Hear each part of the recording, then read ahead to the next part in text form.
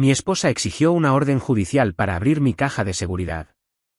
Pensó que estaba escondiendo millones. Le entregué la llave sin decir una palabra. Lo que encontró no era un tesoro. La mano de su abogado empezó a temblar. Él la cerró de golpe. No toques nada. Ella acababa de desatar su propia ruina. Me llamo Grant Armstrong. Tengo 45 años.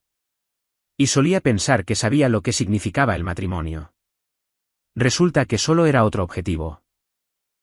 La mañana en que Diana entró en el First National Bank, agitando esa orden judicial como un billete de lotería ganador, yo ya estaba sentado en el vestíbulo, en una silla de cuero, con el Wall Street Journal doblado en mi regazo, el café enfriándose en un vaso de papel. No me escondía. Solo quería ver su cara cuando pensara que finalmente había ganado. Ella cruzó esas puertas de cristal como un huracán con tacones. Su abogado, Russell Turner, la seguía, con el maletín balanceándose, esa sonrisa grasienta pegada en su rostro, el tipo de tipo que probablemente practicaba sus argumentos finales frente al espejo. Diana me vio de inmediato. Sus ojos se entrecerraron, pero sus labios se curvaron en algo que podría haber sido una sonrisa si no fuera tan fría. Caminó directamente al mostrador del cajero, golpeó la orden judicial y habló lo suficientemente alto para que todos la oyeran. Estamos aquí por la caja de seguridad, anunció Diana. Acceso autorizado por la corte. Caja 917. Necesitamos que se abra de inmediato. La cajera, una joven con manos nerviosas, miró el papeleo y luego me miró a mí. Me levanté lentamente, doblé mi periódico y saqué la pequeña llave de latón del bolsillo de mi chaqueta. Me acerqué y se la entregué al oficial del banco sin decir una palabra. Diana se la arrebató de la mano antes de que él terminara de asentir. Se giró hacia mí y, por un segundo, nuestras miradas se encontraron. Ahora es todo mío, Grant, dijo, su voz goteando triunfo. Todo lo que te dejó tu padre. Cada centavo que has estado escondiendo. No reaccioné. No me inmuté. Solo la miré con esa calma que no se gana de la noche a la mañana. La construyes pieza a pieza mientras ves cómo alguien a quien una vez amaste se convierte en un extraño. Disfruta, dije simplemente, como si le estuviera ofreciendo la última galleta. Ella dio media vuelta y marchó hacia la entrada de la bóveda. Russell la siguió, ya calculando las horas facturables en su cabeza. El oficial del banco los condujo a través de la pesada puerta de acero y ésta se cerró detrás de ellos con un golpe sordo. Volví a sentarme, recogí mi café. Estaba frío, pero lo bebí de todos modos. Ya sabía lo que había en esa caja. Lo que Diana no sabía podría llenar una biblioteca, pero lo que había en esa caja era solo un índice. Pasaron unos minutos, luego lo escuché. El raspado metálico del cajón al abrirse. Silencio. Luego, no silencio. La voz de Russell atravesó la quietud, aguda y asustada. No toques nada. Una pausa, luego más fuerte, casi frenética. Dije, no toques nada, punto. La gente en el vestíbulo giró la cabeza. El oficial del banco salió primero, con el rostro pálido. Caminó directamente al escritorio del gerente y levantó el teléfono. ¿No la policía? Todavía no. Escalada interna. Russell salió después, agarrando su maletín como si fuera un salvavidas. Su corbata estaba torcida. El sudor le brotaba de la camisa. Esa confianza petulante con la que había entrado, se había ido, reemplazada por algo que yo había esperado mucho tiempo ver. ¿Miedo? Diana salió última. Sin arrogancia, sin regodeo, solo una cara pálida y ojos muy abiertos. Pasó junto a mí sin mirar. Sus labios se movían en un susurro que no pude oír del todo, pero sabía lo que estaba pensando. ¿Qué diablos acabo de abrir? No respondí. No era necesario. Porque la caja no escondía un tesoro. Escondía la verdad, y la verdad, una vez abierta, no vuelve a guardarse. Di otro sorbo de café frío y esperé. El verdadero espectáculo acababa de empezar. Hace 2 años, mi padre murió un martes. Sin escenas dramáticas del hecho de muerte, sin confesiones de último minuto, solo una mañana tranquila en la que su corazón decidió que ya había hecho suficiente. Tenía 67 años, sentado en su sillón favorito con un libro en su regazo. Y cuando lo encontré, parecía casi en paz. El funeral fue pequeño. Un puñado de viejos colegas de su negocio de construcción, algunos vecinos, y un elogio que escribí sin exageración. Harold Armstrong creía en construir cosas duraderas. Casas, puentes, fondos fiduciarios que podían resistir cualquier tormenta. Mantuvo su riqueza aburrida en papel, fideicomisos inmobiliarios, empresas fantasma con nombres como Greystone Holdings y Summitry LLC. Pero si sabías dónde buscar, realmente buscar, encontrarías cuentas en el extranjero de los años 80 y bonos al portador de cuando eso todavía significaba algo. Nunca me lo explicó todo directamente. Solo dejó una hoja de cálculo bloqueada y una nota escrita a mano escondida dentro del cajón de su escritorio. Solo ábrela si vienen por ti, decía. No la toqué. No de inmediato. A Diana no le importó al principio. Ni siquiera preguntó por la herencia. Me besó en el funeral, me tomó de la mano durante la recepción y volvió a deslizar el dedo por su teléfono como si nada hubiera cambiado. Durante unas semanas, la vida continuó. Yo me encargué de la legalización. Los abogados se encargaron del papeleo. Diana se encargó de sus tableros de Pinterest. Pero luego empezaron los susurros.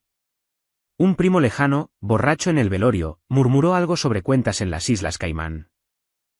Uno de los antiguos socios de negocios de papá envió una tarjeta de condolencia que accidentalmente mencionaba la cartera de Indonesia.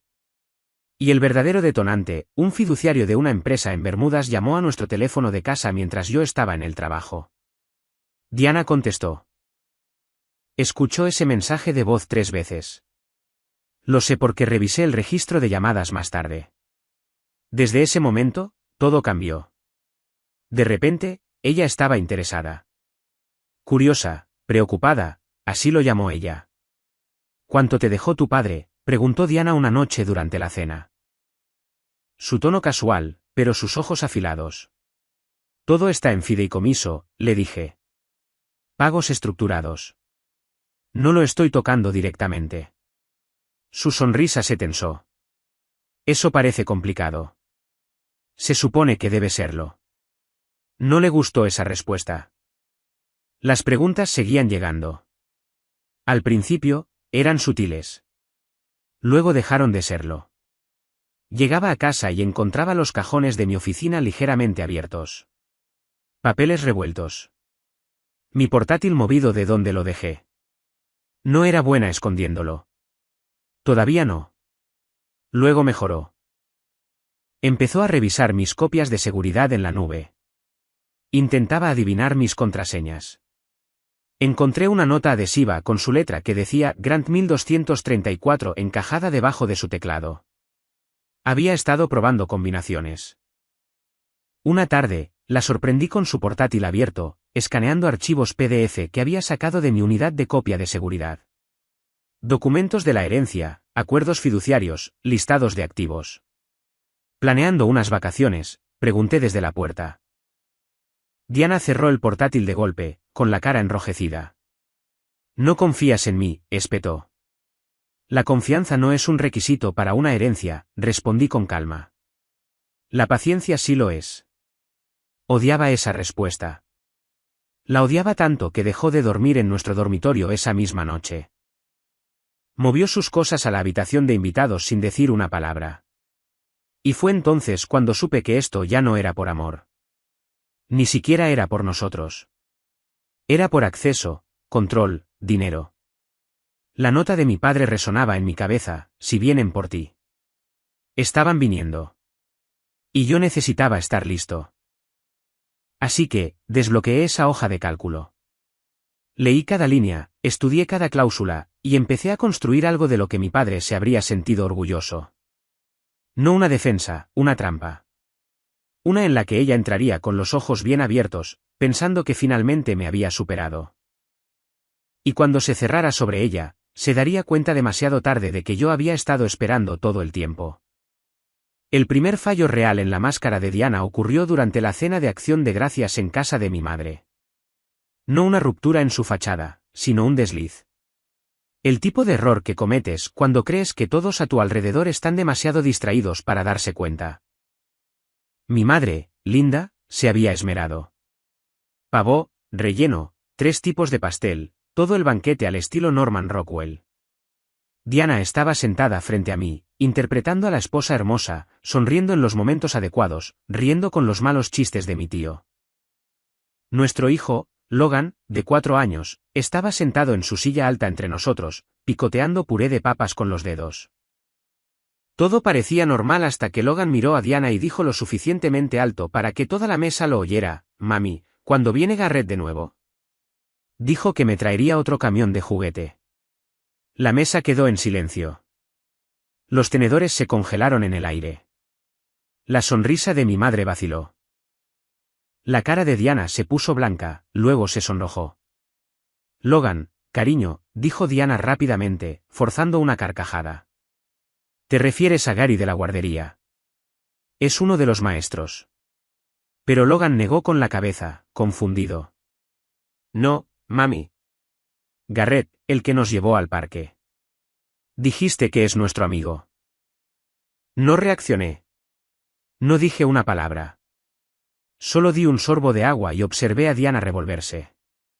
«Es solo un amigo del gimnasio», dijo, mirando alrededor de la mesa con una sonrisa frágil. Logan a veces se confunde. Mi madre me miró, la preocupación parpadeando en sus ojos. Le hice un leve asentimiento. «Ahora no. Más tarde». La cena continuó, pero el ambiente había cambiado. Después del postre, mientras Diana estaba en el baño, mi madre me apartó en la cocina.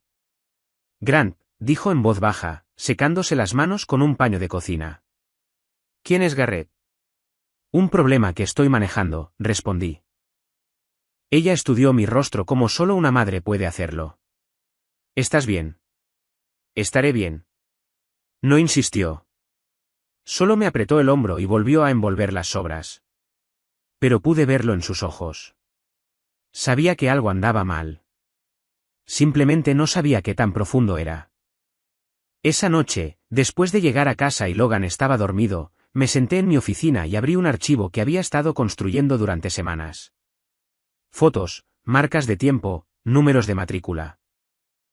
Había contratado a un investigador privado 3 meses antes, justo después de encontrar el segundo teléfono de Diana escondido en su bolsa de gimnasio. El tipo de teléfono que solo necesitas si estás escondiendo algo. El nombre del investigador era Cole Braddock, ex policía, ahora autónomo. No hacía preguntas, no juzgaba, solo entregaba hechos, y los hechos eran condenatorios. Diana había estado viendo a Garrett Price durante más de un año, reuniones en cafeterías, largos almuerzos en hoteles del centro, viajes por la tarde a su apartamento mientras Logan estaba en la guardería. Garrett tenía 42 años, trabajaba en bienes raíces comerciales y tenía una esposa y 2 hijos adolescentes en casa. A Diana no le importaba. Pero la peor parte, la parte que me heló la sangre, fue la grabación que Cole me había enviado 2 semanas antes. Audio de un micrófono direccional capturado mientras Diana y Garrett estaban sentados en su coche fuera de una tienda de comestibles. La voz de Diana clara como el día: «Él es cuidadoso con todo. Contraseñas, cuentas, todo. Pero no es cuidadoso con Logan. Si juego bien esto, el niño es mi póliza de seguro». Los tribunales siempre se ponen del lado de la madre. Garrett se rió. «¿Y si él pelea? Entonces me aseguraré de que todos sepan qué clase de padre es realmente», respondió Diana. «Enojado, controlador, quizás incluso peligroso. Tengo gente que me respaldará». Escuché esa grabación una docena de veces.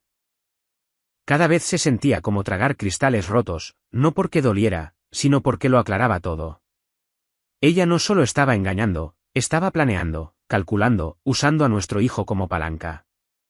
Fue entonces cuando dejé de sentir pena por mí mismo y comencé a sentir otra cosa. No ira. La ira es ruidosa, descuidada, reactiva. Lo que sentí fue más frío, más deliberado. Abrí los archivos cifrados de mi padre.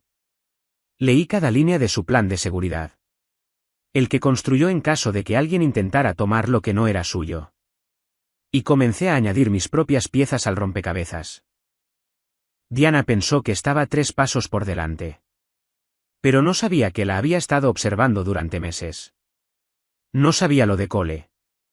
No sabía lo de las grabaciones, las fotos, el rastro de papel que estaba construyendo ladrillo a ladrillo.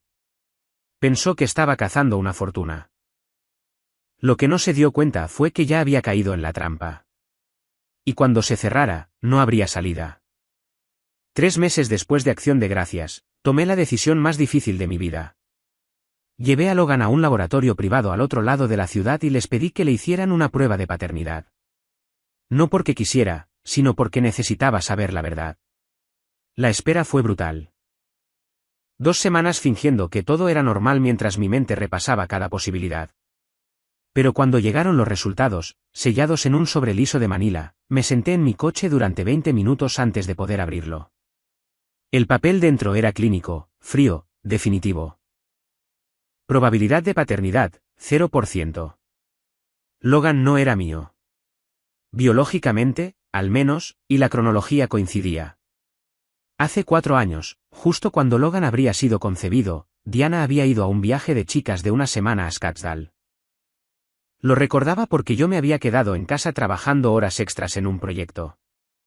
Ella regresó relajada y, 2 meses después, me dijo que estaba embarazada. Nunca lo cuestioné. ¿Por qué lo haría? Estábamos casados. Estábamos intentando. Y cuando Logan nació, lo abracé en el hospital y sentí que mi vida finalmente había encajado. Ahora, sentado en mi coche con ese papel en mis manos, sentí que algo se rompía dentro de mí. No mi amor por Logan, eso era inquebrantable. Pero cualquier último vestigio de lealtad que le tenía a Diana se rompió limpiamente. Ella había mentido sobre todo. Y había usado a mi hijo, había usado a Logan como arma antes incluso de nacer. Conduje a casa en silencio. Diana estaba en la sala, revisando su teléfono. Apenas levantó la vista cuando entré. ¿Cómo estuvo el trabajo?, preguntó distraídamente. Bien, dije. Subí, cerré la puerta de la oficina y llamé a Walter Gibson, el abogado al que había estado consultando durante meses. Era de la vieja escuela, de unos 50 años, canoso, sin tonterías. El tipo de abogado al que no le importaba el drama, solo los hechos. Tengo los resultados de paternidad, le dije. Y la voz de Walter fue firme. No es mío. Silencio al otro lado. Luego, eso cambia todo, Grant. Si no eres el padre biológico, su influencia en la corte simplemente se evaporó.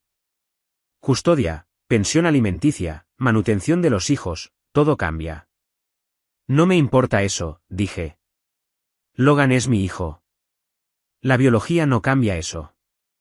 Lo entiendo, respondió Walter. Pero esto es evidencia de fraude. Ella te engañó. Eso activa la cláusula del acuerdo prenupcial.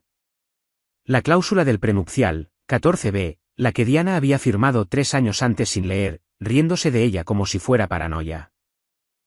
Establecía claramente, en caso de fraude, engaño o manipulación a través de canales legales, todos los bienes matrimoniales revertirán a la parte no infractora. Sin división, sin negociación. Todo va a la persona que no mintió. Pensé que era excesivo cuando mi padre insistió en que la incluyera. Ahora parecía una profecía. Mantén los resultados de la prueba sellados, aconsejó Walter. No le digas que lo sabes. Todavía no. Deja que presente la demanda. Deja que presente su caso.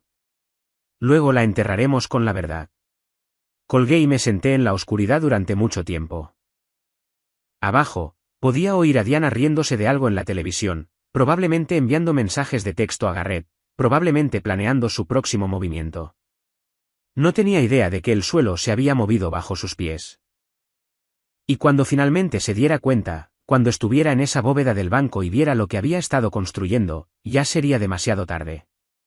Porque yo no solo estaba luchando por dinero o orgullo. Estaba luchando por Logan, por la verdad. Y había aprendido del mejor. Mi padre me enseñó que las estructuras más fuertes no se construyen con prisa. Se construyen en silencio. Una pieza a la vez hasta que son inquebrantables. Diana pensó que estaba desmantelando mi vida, pero todo lo que estaba haciendo era darme los planos de la suya. 6 meses después de que encontré los resultados de paternidad, Diana solicitó el divorcio. Su abogado, Russell Turner, salió atacando. Pidieron audiencias de emergencia, exigieron una divulgación financiera completa y le pidieron a la corte que me obligara a abrir cada cuenta, cada bóveda, cada caja de seguridad a la que tuviera acceso. La sala del tribunal era estéril, con luces fluorescentes, paneles de madera baratos y aire que olía a café viejo y ansiedad. Diana se sentó en la mesa del demandante con Russell, vestida con un traje azul marino que probablemente costaba más que el alquiler mensual de la mayoría de la gente. Se veía confiada, victoriosa, incluso como si ya hubiera ganado.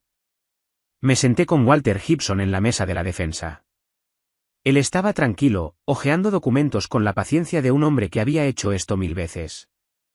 Russell se puso de pie primero, su voz retumbando. Su señoría, tenemos razones para creer que el demandado ha ocultado bienes matrimoniales en varias instalaciones de almacenamiento y cajas de seguridad. Solicitamos acceso por orden judicial a todos y cada uno de dichos contenedores con o sin la cooperación del señor Armstrong. Hizo una pausa para causar efecto, como si estuviera pronunciando el alegato final en un juicio por asesinato. Creemos que se han ocultado deliberadamente fondos de herencia significativos para privar a mi cliente de su parte legítima. La jueza, una mujer de unos 60 años con ojos agudos y sin paciencia para el teatro, miró por encima de sus gafas a Russell. ¿Y qué pruebas tiene de este ocultamiento? Russell revolvió papeles. Tenemos el testimonio de la señora Armstrong con respecto a conversaciones sobre cuentas en el extranjero y fondos fiduciarios. Tenemos pruebas del considerable patrimonio del padre del señor Armstrong, y tenemos razones para creer. Razones para creer no son pruebas, señor Turner, interrumpió la jueza. La mandíbula de Russell se tensó. Solicitamos el descubrimiento, su señoría. El acceso a los registros financieros nos proporcionará las pruebas que necesitamos. La jueza se volvió hacia Walter. Señor Gibson. Walter se puso de pie lentamente, como un hombre que tenía todo el tiempo del mundo. Ninguna objeción, su señoría. La sala del tribunal quedó en silencio. La cabeza de Diana se giró hacia Russell, la confusión parpadeando en su rostro. El propio Russell parpadeó, claramente no esperando esa respuesta. ¿No discute la solicitud?, preguntó la jueza. No discutimos nada, dijo Walter con calma. De hecho, estamos preparados para ayudar. Mi cliente no tiene nada que ocultar. Esa debería haber sido la primera advertencia de Diana, pero pude ver su cara. Pensó que había ganado. Pensó que Walter acababa de entregarle las llaves del reino. La jueza firmó la orden. Acceso concedido a todas las instalaciones de almacenamiento y cajas de seguridad registradas a nombre del demandado. El demandante y su abogado serán notificados de la logística. Mientras nos levantábamos para irnos, metí la mano en el bolsillo de mi chaqueta y saqué un pequeño sobre. Me acerqué a Russell y se lo entregué. Dentro había una llave, una nota doblada con el nombre del banco y el número de la bóveda, y mi firma autorizando el acceso. Russell lo miró como si le acabara de entregar un billete de lotería ganador. Diana se inclinó sobre su hombro, sus labios curvándose en una sonrisa petulante. Eso es todo, susurró. Lo suficientemente alto para que yo la oyera. Ahí es donde lo has estado escondiendo. No respondí. Solo la miré con la misma calma que había estado construyendo durante meses. Russell se volvió hacia mí, su confianza regresando. Tendremos esto abierto el lunes, dijo. Tómate tu tiempo, respondí. Solo asegúrate de traer guantes. Se rió. Realmente se rió como si hubiera hecho un chiste.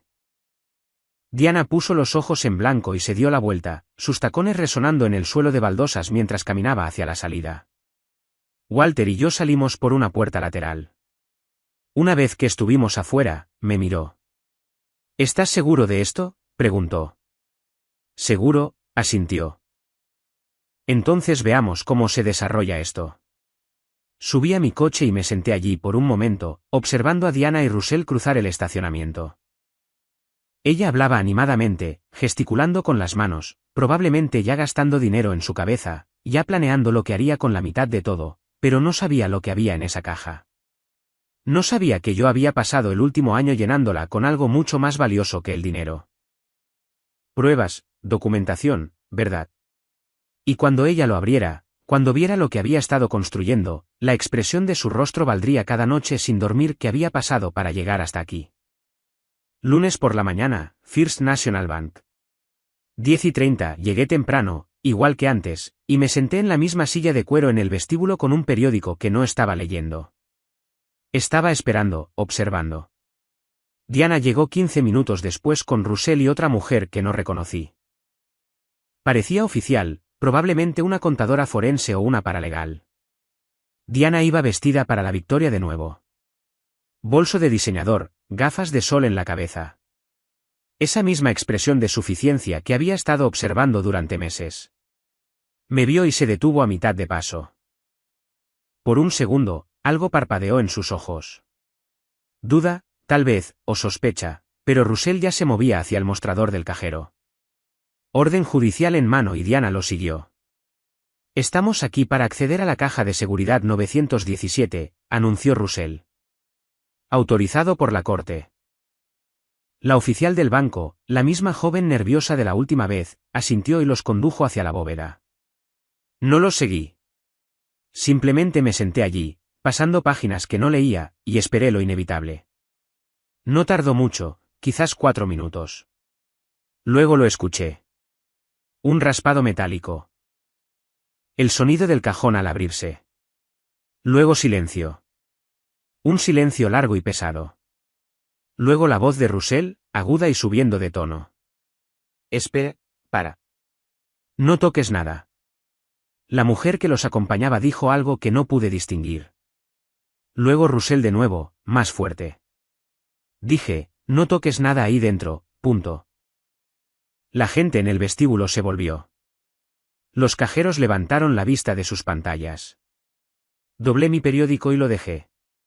La oficial del banco salió primero, con el rostro pálido, caminando rápidamente al escritorio del gerente. Levantó el teléfono y habló en tonos urgentes y bajos. Russell salió después, agarrando su maletín como si fuera un salvavidas. Su rostro estaba enrojecido, su corbata suelta. Esa confianza engreída del tribunal había desaparecido, reemplazada por algo cercano al pánico. Diana salió última. No caminaba de la misma manera que había entrado. Sin fanfarronería, sin triunfo, solo pasos lentos y medidos, como si intentara no tropezar. Su rostro estaba en blanco, vacío. Pasó junto a mí sin hacer contacto visual. Me levanté. ¿Encontraste lo que buscabas?, pregunté en voz baja. Se detuvo, se giró, me miró con algo que nunca antes había visto en sus ojos.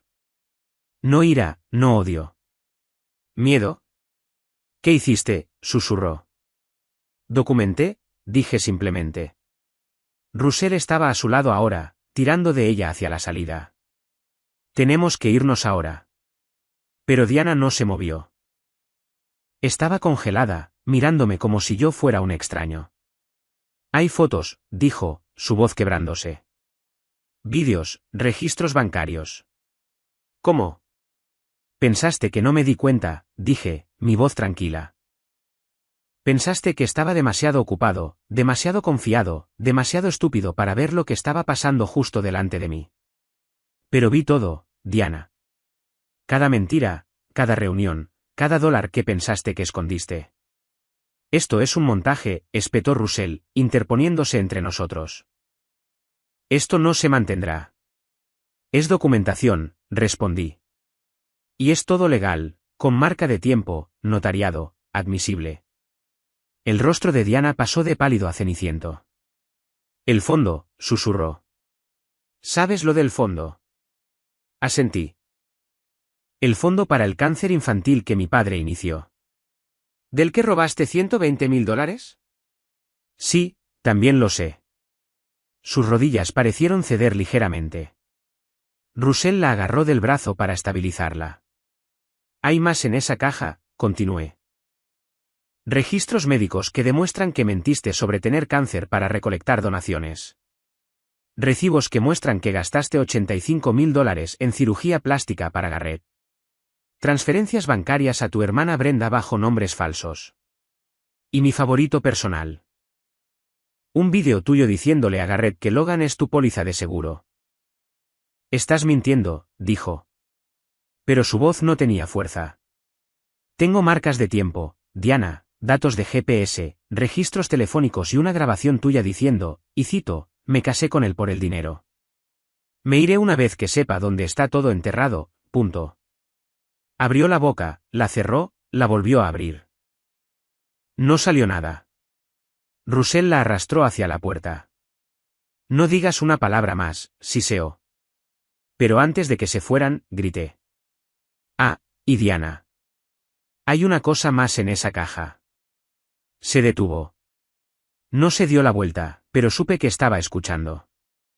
Resultados de la prueba de paternidad, dije. Para Logan. Sus hombros se tensaron. La cabeza de Russell se giró hacia mí. 0%, continué. No es mío, lo que significa que también mentiste sobre eso. Y según la cláusula 14b de nuestro acuerdo prenupcial, el fraude anula tu reclamo sobre cualquier bien matrimonial. No obtienes nada. Diana se dio la vuelta lentamente. Su rostro ya no estaba pálido. Estaba rojo, manchado, con lágrimas corriendo por sus mejillas. No lágrimas de tristeza, lágrimas de rabia, de humillación. «Bastardo», espetó. «No», dije con calma. «Solo preparado». Russell la sacó arrastrando. Las puertas de cristal se cerraron detrás de ellos y el vestíbulo quedó en silencio. Me volví hacia Walter, que había estado de pie en silencio cerca de la entrada todo el tiempo. Eso salió bien, dijo secamente. Mejor de lo esperado, estuve de acuerdo. Salí a la luz del sol, subí a mi coche y conduje a casa. Y por primera vez en 2 años, sentí que podía respirar. El día después del incidente de la bóveda, recibí una llamada de Edgar Townsend. Tenía 61 años, es fiscal federal, ahora consultor privado especializado en delitos de guante blanco y fraude corporativo. Lo había contratado 6 meses antes, pagando discretamente sus honorarios a través de una de las antiguas cuentas fiduciarias de mi padre que Diana no conocía. Grant, su voz era mesurada, profesional. He revisado los materiales de la caja de seguridad. Necesitamos reunirnos. Nos reunimos en su oficina en el centro. Sin recepcionista, sin sala de espera, solo una suite privada con ventanas de suelo a techo con vistas a la ciudad. Edgar estaba sentado detrás de un escritorio de caoba, con gafas de lectura en la nariz, una gruesa carpeta abierta frente a él.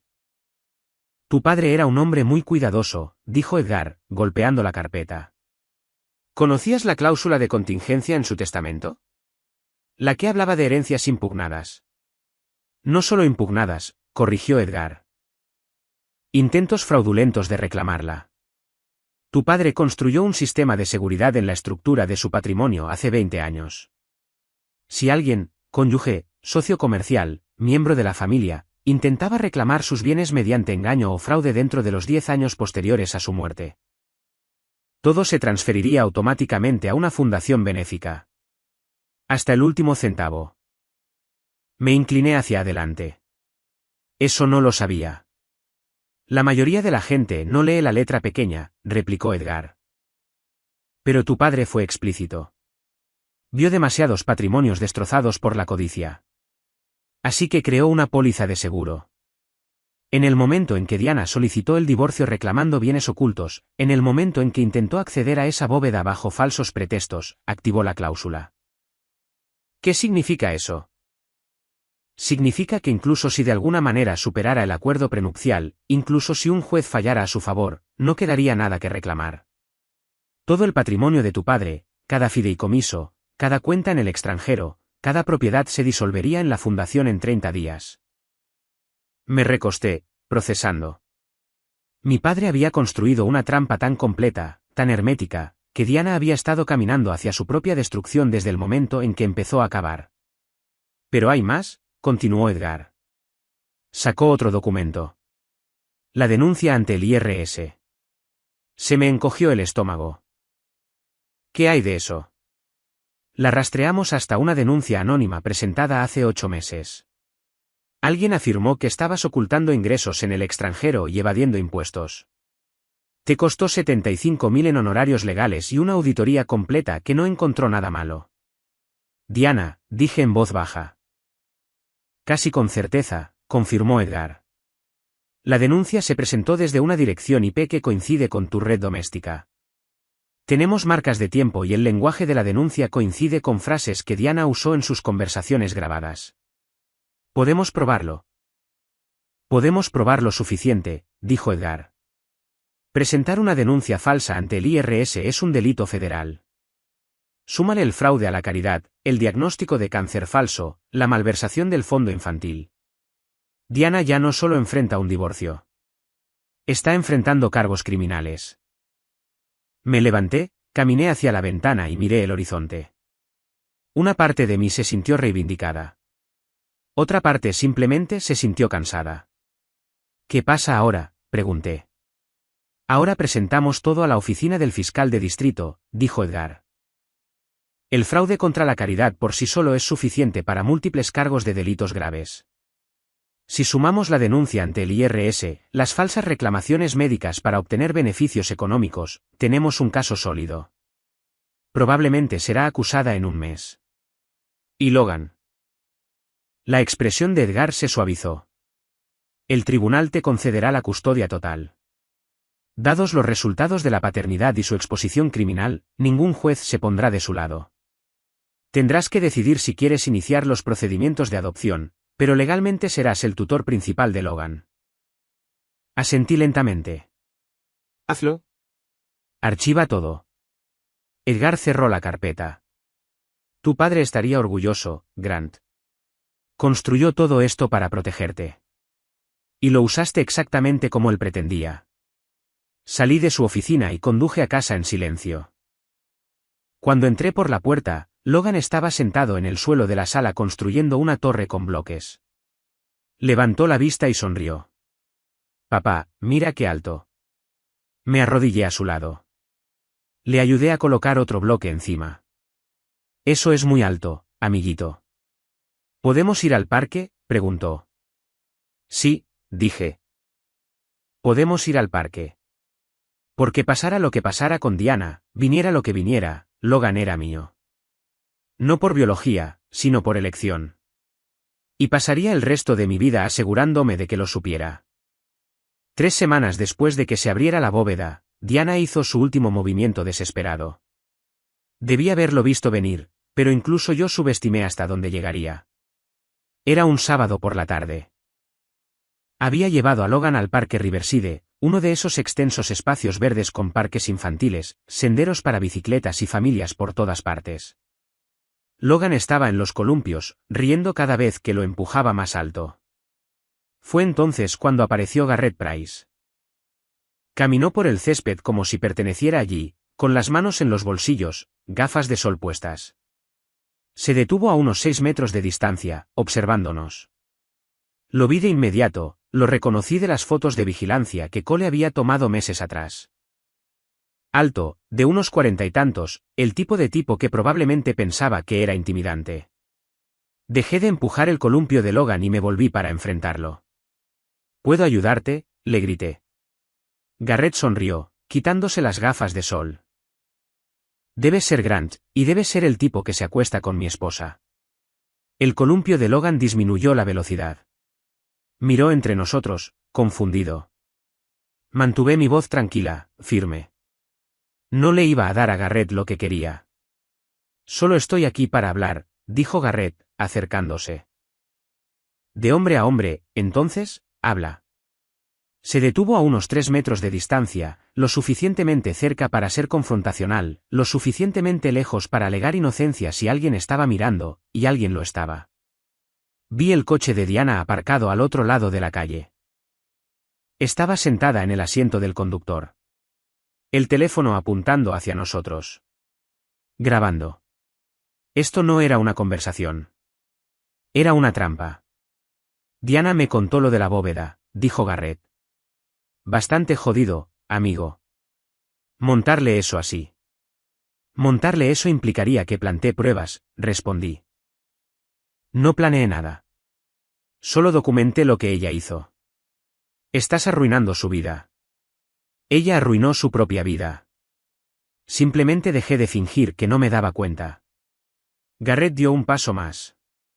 Su mandíbula estaba tensa, sus manos apretadas. Estaba tratando de provocarme. Quería que yo golpeara primero. Que saliera en cámara. Probar que era peligroso, inestable, no apto para tener la custodia de Logan. Crees que eres muy inteligente, dijo Garrett, su voz subiendo, escondiéndote detrás de abogados y trucos legales. Pero solo eres un cobarde. No me moví, no reaccioné, solo lo miré con la misma calma que había estado construyendo durante 2 años. Si estás tratando de incitarme a golpearte, dije en voz baja. No va a funcionar. El rostro de Garrett se sonrojó. Dio un paso más, ahora al alcance de los brazos. ¿Qué clase de hombre deja que otro se lleve a su esposa y ni siquiera se defiende? El tipo que no necesita violencia para ganar, respondí. Logan había dejado de columpiarse por completo. Estaba mirando con los ojos muy abiertos. Pude ver el miedo comenzando a colarse en su expresión. Eso lo decidió. Logan, dije con calma, sin apartar los ojos de Garrett. Ve al banco de allí y espérame. Logan no se movió. Su labio temblaba. Está bien, amigo, dije suavemente. Adelante. Estaré allí mismo. Logan se bajó del columpio y caminó lentamente hacia el banco, mirando hacia atrás a cada pocos pasos. Una vez que estuvo lo suficientemente lejos, le presté toda mi atención a Garrett. Esto es lo que va a pasar, dije en voz baja. Vas a marcharte. Vas a subir a tu coche, conducir a casa y nunca más te acercarás a mí ni a mi hijo. Porque si no lo haces, me aseguraré de que cada mensaje de texto, cada foto, cada recibo de hotel se presente como prueba en el juicio penal de Diana. Y cuando la acusen de fraude, conspiración y malversación de fondos, también empezarán a investigarte a ti. Ayuda e instigación, conspiración para cometer fraude. ¿Crees que tu esposa e hijos lo apreciarán? El rostro de Garrett pasó de rojo a pálido en segundos. Eso pensé, dije. Ahora, vete. Se quedó allí un momento, congelado, luego se dio la vuelta y se fue por el césped hacia su coche. No miró hacia atrás. Me acerqué a Logan, me senté a su lado en el banco. Me miró con esos ojos grandes y preocupados. ¿Quién era ese, papá? Nadie importante, dije. Solo alguien que tomó una mala decisión. ¿Estás bien? Lo abracé. Estoy bien, amigo. Siempre estoy bien. Nos quedamos en el parque 1 hora más, jugamos en los toboganes, lanzamos una pelota de fútbol, compramos helado del camión cerca de la entrada, y todo el tiempo supe que Diana estaba en algún lugar mirando, dándose cuenta de que su última jugada había fallado. Porque yo no era el hombre que ella pensaba que era. No era débil. No era descuidado. Y maldita sea, no iba a dejar que destruyera lo que más importaba. Los cargos se presentaron 4 semanas después de que se abriera la bóveda. Fraude federal, robo a una organización benéfica, presentación de denuncias falsas ante el IRS, conspiración para cometer fraude electrónico. Diana fue arrestada un martes por la mañana en la casa de su hermana Brenda, donde se había estado quedando desde que cambié las cerraduras de su casa. Las noticias locales lo recogieron de inmediato, esposa de ex ejecutivo de la construcción acusada de fraude benéfico. No usaron su nombre en el titular, pero todos lo sabían. La historia detallaba cómo había robado más de $120.000 de un fondo para el cáncer infantil, había fingido un diagnóstico de cáncer para recaudar donaciones y había presentado denuncias federales falsas contra su marido. Mi teléfono explotó con llamadas. Amigos con los que no había hablado en años. Colegas del trabajo. Incluso mi tío Bill, que nunca llamaba a nadie, dejó un mensaje de voz diciendo, siempre supe que algo andaba mal con ella. Pero la llamada que importaba vino de los padres de Diana, Richard y Patricia Fletcher. Los había conocido quizás una docena de veces a lo largo de los años. Siempre habían sido fríos conmigo, como si yo no fuera lo suficientemente bueno para su hija. Ahora Richard estaba al teléfono, su voz aguda y enojada. Grant, tenemos que hablar de los honorarios legales de Diana, dijo sin preámbulos. ¿Qué hay de ellos?, pregunté. Necesita una defensa adecuada. Te pedimos que contribuyas. Es lo correcto. Me quedé en silencio un momento, procesando la audacia. ¿Quieres que ayude a pagar su defensa? Después de todo lo que hizo. Todavía es la madre de Logan, intervino la voz de Patricia en la otra línea. Debe haber estado escuchando. Se lo debes a él para asegurarte de que tenga una representación adecuada. Logan no es su hijo biológico, dije rotundamente. La prueba de paternidad demostró que también mintió sobre eso. Silencio al otro lado. Luego Richard de nuevo, su voz más dura. Esto es culpa tuya, Grant. La humillaste. Destruiste su reputación. La tendiste una trampa. Documenté sus crímenes, corregí. Hay una diferencia. Te pedimos que hagas lo correcto, dijo Patricia, su voz temblorosa. Ayúdala por el bien de Logan. No, dije simplemente. Entonces te demandaremos, amenazó Richard. Por difamación, por angustia emocional. ¿Por qué?, interrumpí. Todo lo que había en esa bóveda era verdad. Cada documento verificado. Cada grabación autenticada. ¿Quieres demandarme por decir la verdad? Buena suerte encontrando un abogado lo suficientemente estúpido como para aceptar ese caso. Has destruido nuestra familia, dijo Patricia, su voz quebrándose. Nuestra reputación en esta comunidad está arruinada por tu culpa. Su reputación está arruinada porque su hija es una criminal, respondí, y ustedes la criaron para pensar que podía salirse con la suya. Eso no es mi culpa. Es suya. Colgué, bloqueé ambos números y por primera vez en semanas, sentí un peso quitarse de mis hombros. La audiencia preliminar se llevó a cabo 2 semanas después. Diana se sentó en la mesa de la defensa con un defensor público, su rostro demacrado, su cabello recogido en una coleta desordenada. Parecía más pequeña, de alguna manera disminuida. El fiscal presentó el caso metódicamente. Registros bancarios que mostraban transferencias de un fondo de caridad a las cuentas personales de Diana. Registros médicos que demostraban que nunca tuvo cáncer. Grabaciones de ella planeando incriminarme. La falsa denuncia al IRS rastreada hasta nuestra computadora de casa. El jurado de sus pares escucharía todo. El abogado de Diana intentó argumentar la trampa, trató de afirmar que yo había manipulado pruebas, pero el juez lo detuvo rápidamente. El señor Armstrong no creó estos documentos. Simplemente los conservó. Moción denegada. Al salir del juzgado, un periodista se me acercó con un micrófono. Señor Armstrong, ¿tiene algún comentario sobre los cargos de su esposa? Ya no es mi esposa, dije, y no tengo nada que añadir. La evidencia habla por sí misma. Esa noche, recogí a Logan de casa de mi madre. Corrió hacia mí con un dibujo que había hecho. Una casa, un muñeco de palo, y un muñeco de palo más pequeño etiquetado yo y papá. Esos somos nosotros, dijo orgulloso. Eso es perfecto, amigo, dije, arrodillándome a su nivel. Sabes que te quiero, ¿verdad? Lo sé, dijo Logan, abrazándome. Yo también te quiero, papá. Y en ese momento, supe que había tomado las decisiones correctas. Cada una de ellas. 8 meses después de que comenzara el juicio, Diana aceptó un acuerdo de culpabilidad. 5 años en prisión federal por fraude y robo, 3 años de libertad condicional después de su liberación, restitución total al fondo benéfico, y renunció a todos sus derechos parental sobre Logan sin objeción. La jueza había dejado claro durante la sentencia, señora Armstrong, usted no solo robó dinero. Robó a niños enfermos. Manipuló el sistema legal. Mintió a su marido sobre la paternidad de un niño para asegurar beneficios económicos.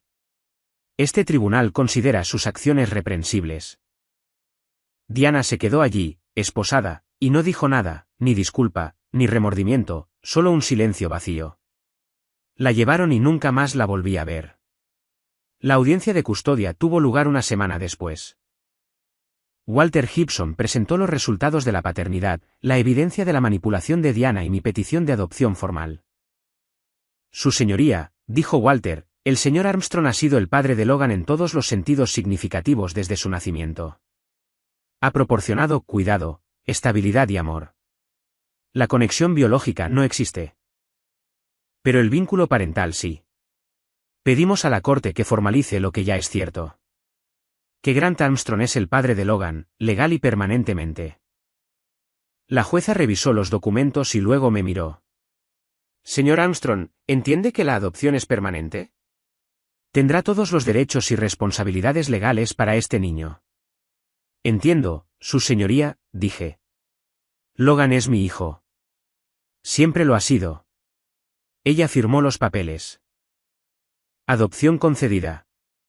Felicitaciones, señor Armstrong. Salí de ese juzgado con documentos legales que decían lo que mi corazón había sabido durante 4 años. Logan era mío, no por biología, sino por elección, por amor. La vida se adaptó a un nuevo ritmo después de eso. Logan comenzó el jardín de infancia, hizo amigos, jugó al fútbol los fines de semana. Preguntó por Diana una vez al principio. ¿Dónde está mamá? Tuvo que irse por un tiempo, le dije suavemente. Pero me tienes a mí. Y a la abuela Linda y al tío Bill, somos tu familia. Él pensó en eso por un momento, luego asintió. Está bien. Los niños son resistentes de una manera que los adultos olvidan. Vendí la casa. Demasiados malos recuerdos. Compré un lugar más pequeño cerca de mi madre con un patio trasero lo suficientemente grande para que Logan corriera. Adoptamos un perro, un Golden Retriever al que Logan llamó Biscuit. Construimos una casa en el árbol juntos un verano, con Logan dándome clavos y haciendo miles de preguntas sobre por qué necesitábamos soportes y si los pájaros también vivirían allí. El patrimonio de mi padre finalmente se liquidó. La fundación benéfica que había creado recibió una dotación sustancial. El fondo para el cáncer infantil fue reembolsado por completo con intereses, y el resto se destinó a un fideicomiso para la educación y el futuro de Logan. Comencé a salir de nuevo después de un año. Nada serio al principio, solo citas para tomar café y conocer gente sin el peso de la traición sobre mí. Finalmente, conocí a alguien, una maestra llamada Rachel. Amable, paciente, buena con Logan. Nos tomamos las cosas con calma, sin prisas, sin suposiciones. En el 7º cumpleaños de Logan, hicimos una fiesta en el patio trasero. Amigos de la escuela, mi madre, el tío Bill, incluso Walter Gibson se pasó con un regalo. Logan corrió con sus amigos cubierto de glaseado de pastel y manchas de hierba, riendo tan fuerte que apenas podía respirar. Rachel se sentó a mi lado en los escalones del porche, observando el caos. Has hecho un buen trabajo con él, dijo. Él lo facilita, respondí. Aún así, dijo, apretándome la mano. Tiene suerte de tenerte. Vi a Logan perseguir a Biscuit por el patio, ambos cayendo en un montón de hojas. Y me di cuenta de algo. Había pasado 2 años luchando por la justicia, por la verdad, por la vindicación. Pero por lo que realmente había estado luchando era por esto. Este momento, esta vida. Este niño que me llamaba papá, no porque tuviera que hacerlo, sino porque eso era lo que yo era. Diana intentó quitarme todo. En cambio, me dio claridad. Me mostró lo que importaba y lo que no y al final, no solo sobreviví a lo que ella hizo. Gané. No de la manera en que ella lo habría entendido. No con dinero o venganza o humillación pública. Gané porque pude seguir siendo el padre de Logan. Porque pude construir una vida basada en la verdad en lugar de las mentiras. Porque aprendí que la base más sólida no se construye sobre lo que se hereda, sino sobre lo que se elige proteger. Y eso valía más que cualquier bóveda, cualquier cuenta, cualquier herencia.